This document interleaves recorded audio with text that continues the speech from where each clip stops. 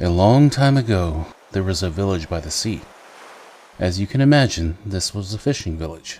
After many days at sea, fishermen brought their catch to the village, where it was sold to people who would come from all along the coastline to buy fish, octopus, squid, and other edible creatures harvested from the sea.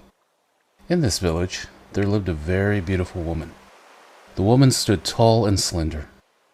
Her face was soft, with pale skin and pink lips that smiled kindly at anyone she greeted.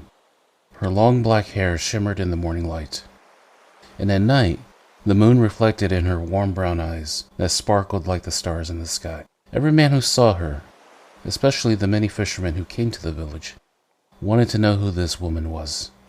The woman was a seamstress. The seamstress, as we will call her, was the only daughter of an old woman who had worked for many years as a seamstress. The old woman's husband was a fisherman who died at sea a long, long time ago. Her daughter was very young and barely remembered her father. The old woman never remarried. Instead, she developed her skills as a seamstress, and she taught them to her daughter. Her daughter was indeed very talented. She sewed clothing that was even more beautiful than her mother's designs. The seamstress loved to sew her own clothing, especially dresses. She had a favorite white dress that she was constantly fixing and adding to. In winter, when she walked through the village wearing that dress with a white coat, the seamstress looked like an angel. All along the long coastline, the seamstress's beauty was renowned in every village. Every man that saw the seamstress desired her. Many wealthy fishermen came to the seamstress's home and asked her mother's permission to marry her. They brought gifts and flowers and money to pay an extravagant dowry. Once, the son of a wealthy merchant offered the old woman 3 fishing vessels for her daughter's hand in marriage. However, with each marriage proposal, the old woman never forced her daughter. The old woman stated that her daughter was thoughtful enough and wise enough to make her very own decision. She would know when the right man came to court her. The seamstress was flattered at the attention. However, none of the fishermen impressed her. Of course, many were wealthy. Some were very handsome. They all promised the seamstress many things, including a life of peace and plenty. Yet, no man felt right. The seamstress wanted a man who could give her something, something she had never been offered before. One day, a strange man came to the village. He did not come from the sea. The man came down from the mountain, out of the old forest. The man was tall, with broad shoulders, and a thick build. His wavy dark hair parted on the side and fell forward partially, covering his face. The man looked rough, yet ruggedly handsome. The man carried a pack on his back for all of his many supplies. An old axe was strapped securely to the pack, and slung over his left shoulder was a well-maintained musket. Wherever the man went, the villagers stared in wonder. Yet, they were too afraid to speak directly to him. Soon, the children began calling him the woodsman. Long ago, villagers regularly traveled through the old forest by way of the established roads. However, these days, the villagers rarely enter the old forest, except to gather firewood from the edge of the woods. After many sad and strange occurrences throughout the centuries, people went into the woods less and less. Rumors became myth, myth became legend, and after several generations, legend just became established fact. It was believed that the old forest and the mountain itself was haunted. The woodsman came to the seamstress's shop. The shop was a room at the front of a small house that the seamstress lived in with her mother. The woodsman was quiet, and he looked strange. Yet, he was very polite. For such an imposing man, the woodsman was very soft-spoken. When the woodsman noticed how unbelievably beautiful the seamstress was, he actually felt shyness and looked at the ground. The seamstress noticed and smiled secretly to herself. The woodsman explained that he needed clothing, since his was becoming torn and old. As the seamstress looked at the large man in front of her, she noticed that there was an old wooden box attached to a thin chain which hung around the woodsman's thick neck. The box was old, but the seamstress could tell that it was richly carved and must have been very valuable at some point. The seamstress called the woodsman over and began to measure him. As the seamstress stood close to the man to measure his large body, she noticed the scent of leather and cedar. It was an altogether pleasant scent she did not expect from a man who looked like he hadn't bathed in quite a while. The woodsman's heart pounded in his chest as he tried to hold his breath. In that awkward moment, he could smell the scent of jasmine that was emanating from the seamstress's skin. The woodsman blushed warmly. The seamstress, well, she noticed immediately and smiled widely when she stood behind him. But the moment she faced him again, she allowed her smile to quickly disappear. After finishing her measurements, the seamstress explained that it would take her a month to sew all of the clothing the woodsman needed. The woodsman nodded and paid her in advance. Without much of a goodbye, the woodsman quickly left. The seamstress stood by her front door and watched as he purposefully walked away. In her heart, she hoped he might turn to look back at her, but he never did. After 1 month passed, the woodsman returned to the village. He went straight to the seamstress's shop, and he found her waiting eagerly for him. Happily, she brought out all the clothing that the woodsman had ordered. She gave him 2 pants, several shirts, and the finest winter coat that he had ever owned. The woodsman thanked the seamstress and tried to pay her, but with a laugh. It was the most beautiful laugh. She reminded him that he had already paid her in advance. The embarrassed man looked down, and he left quietly. Interestingly, the following month, the woodsman returned, and he placed yet another order for more clothes. Month after month, the woodsman found an excuse to come to the village and to order clothes from the seamstress. Soon, a cautious love began to blossom between the two. The woodsman often visited with gifts of flowers, meats from animals he hunted from the mountains, or fine jewelry that he had acquired in his travels. One day, the seamstress asked the woodsman about the box hanging around his neck.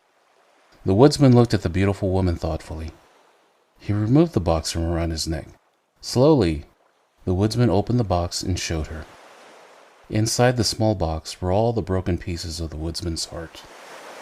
The pieces were gray, jagged, and looked very fragile. Many years ago, someone had broken the woodsman's heart. He collected all of the pieces and carefully placed them into the box to keep the broken pieces safe. He secured the box tightly, and in his grief, the woodsman entered the old forest and climbed high into the mountains to live far from anyone who could ever hurt him again. "It's broken," whispered the woodsman. "I don't think it works anymore." The seamstress frowned sadly, then worked up a small smile. "May I keep it, at least for a little while?" she asked. "I promise I will cherish it." And the woodsman, to his own surprise, nodded and handed the box over to the beautiful seamstress. Afterwards, whenever he thought about the seamstress, this was always the moment he thought about the most. Since the day he placed all the broken pieces into the small box, he had never parted from it. Yet for her, he relinquished the box without hesitation. The woodsman continued to visit the seamstress every month. The woodsman would bring the woman a gift. They would visit and talk happily. Then the woodsman would order some clothing to give himself an excuse to come back to the village again the very next month. Back in his cabin, the woodsman was accumulating so much clothing, he was forced to build a small closet just to have a place to put it all. In autumn, the woodsman came to the village like usual. This time, though, when he came to the shop, he did not see the seamstress. Instead, he found her mother. The old woman had teary eyes. She explained that her daughter was very ill and needed a medication that could only be made from a purple flower. When the old woman showed the woodsman a drawing of the flower, he knew this flower. However, the purple flower grew very high up in the mountains. The woodsman kneeled next to the seamstress's bed. He took her hand and kissed her forehead. The man whispered to the woman, "Wait for me." Moving quickly, the woodsman rushed back to his cabin in the old forest. He gathered some supplies and began to hike high into the mountains. Although it was still autumn, high up in the mountains, the ground was already covered in snow. It was cold and it was windy. If it had been the spring, the purple flowers might be easy to find, but in autumn they were rare. Nevertheless, the man would not give up. He hiked everywhere from the moment the sun came up to the moment the sun went down, searching for the purple flower that could save the seamstress. After several days of searching, the woodsman still had not found any flower. One night, a cold northern wind came and brought an autumn snowstorm. The woodsman was forced to scramble for shelter. Along the mountainside, he found an old cave. The cave was cold and incredibly dark, but at least he was dry and protected from the wind. He had no firewood, so he could not even start a fire. The woodsman wore the coat that the seamstress had made for him. He wrapped the coat tightly to his body and slept uneasily for the rest of the night. In his sleep, the woodsman saw a beautiful woman dressed in white come to him. She wore a long white dress and looked just like an angel. As the angel in white approached, she wrapped her wings around the woodsman. The violent shivering in the man's freezing body subsided, and he was able to breathe a sigh of relief. Soon, he fell into a deep, deep sleep. In the morning, sunlight came into the cave to wake the man up. Last night, it was impossible to see, but now the woodsman saw clearly. A ray of sunlight shone through a crack in the cave directly onto a large patch of purple flowers. In that light, with the frost, the flowers looked like a patch of the most beautiful amethyst crystals the man had ever seen. The woodsman shouted gleefully as he gathered up as many flowers as would fit into his backpack. The woodsman ran as fast as he could down that mountain. He had been gone for nearly 2 weeks, but now he was rushing as fast as he could, just to bring the flowers to the seamstress. Finally, the woodsman made it to the village. He was exhausted, but he managed to run all the way to the small home where the seamstress and her mother lived. As he approached, the woodsman's heart sank. All the lights were on in the house. Many people were actually milling about outside. The woodsman could hear the sound of weeping and crying. His heart sank as he ran faster. The woodsman rushed into the house, and he pushed past the throng of people. He entered the small bedroom, and he found the seamstress lying still on her bed. She was lifeless, yet still so beautiful even now. The old woman looked up with tearful and swollen eyes. Alas, the woodsman was too late. Setting down his bag filled with the purple flowers, the woodsman knelt down on both knees. The woodsman took the seamstress's soft hand in his own rough hands. It was ice cold as he squeezed gently. He bowed his head, and he wept silently. The old woman touched the woodsman on the shoulder and handed him a small wooden box. "She wanted you to have this," said the old woman. It was the box that the woodsman had given to the seamstress many, many months ago. The woodsman blinked away his tears and opened the box. To his amazement, all of the many pieces of his broken heart had been carefully and lovingly stitched back together. Even the smallest piece had been put back into its place. The stitching was there, zigzagging throughout. The scars would always remain. But the heart was no longer gray. The heart was a vibrant, reddish-pink hue. And even more unreal, it was alive. And was beating again. In the following days, when they buried the beautiful seamstress on a small hill overlooking the blue sea, the woodsman buried his new heart with her. In truth, even now in death, that heart belonged to her alone. He took all of the purple flowers that he found, and he carefully scattered them over her grave. For years, the woodsman continued to return to the village every month to look after the old woman. If she needed food, he brought her meat. If her home needed repairs, he fixed it. And if she needed money, he provided. When the old woman finally died, the woodsman buried her next to the beautiful daughter who had died way too young. Afterwards, the woodsman returned to his mountain cabin and was never seen again. The old village disappeared long ago, buried by the sands of times, and vanished with the vapors of the years. The purple flowers remained, though.